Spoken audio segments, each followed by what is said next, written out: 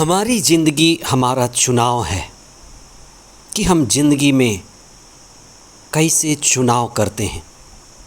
हम कैसे जाने कि हम या कोई भी व्यक्ति कच्चा है या परिपक्व है, अपरिपक्व है।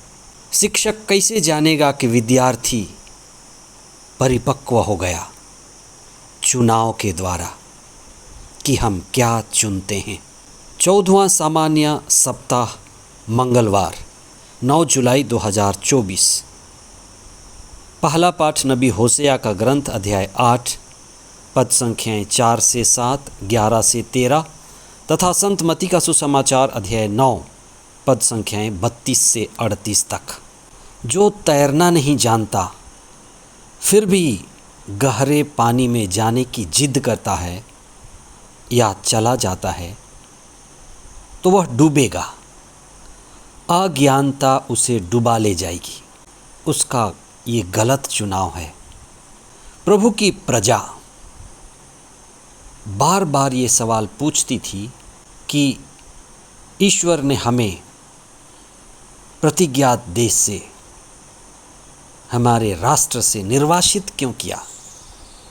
नबी होसेया जवाब देते हैं, धर्मशास्त्र जवाब देता है, चुनाव गलत था। ईश्वर का तिरस्कार और संसार और भोग का चुनाव। कहा जाता है जानवर श्रम करता है, श्रम करता जाता है और मनुष्य कर्म करता है, कर्म करता जाता है। लेकिन मनुष्य को बेहोशी में रहकर कर्म नहीं करना है। मनुष्य को कर्म करने सीखना है कि ऊंचा कर्म क्या है, श्रेष्ठ कर्म क्या है। शराब बेचना भी कर्म है, खरीद कर पीना भी कर्म है। लेकिन वो हमें गुलाम बनाती है, हमारे होश को गिराती है।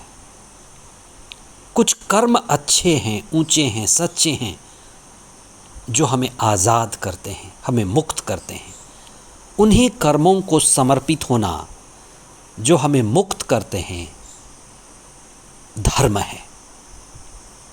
आज का सुसमाचार कहता है कि ईसा लोगों को असहाय पाए, बिना चरवाहा के भटकते हुए लोग, दुर्बल, बीमार, अपदूतग्रस्त, तरह तरह की गुलामी,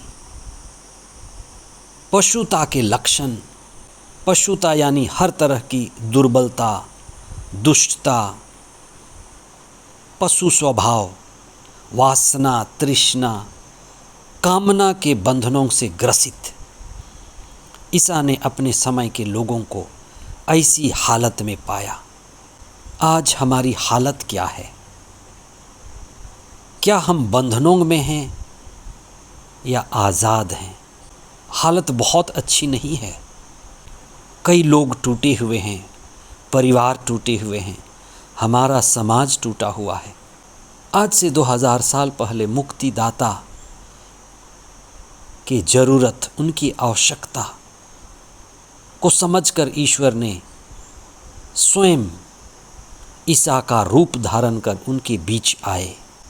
ईसा ने गूंगे को चंगा किया। उसके गूंगेपन का कारण अपदूत के प्रभाव को माना गया।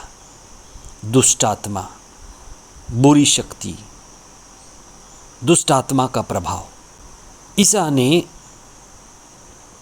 चंगाई देकर दुष्ट आत्मा पर अपना अधिकार जताया और ये अधिकार ईसा का ईश्वर के पुत्र होने का अधिकार है।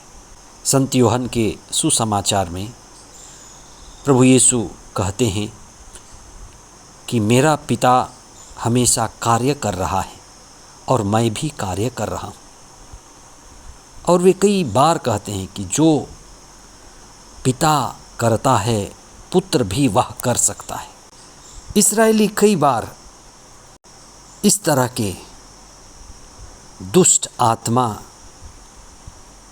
के प्रभाव से कई लोगों को चंगे होते देखे थे। ईसा समुंदर पर चलते थे। ईसा के समुंदर पर चलने का क्या अर्थ हो सकता है?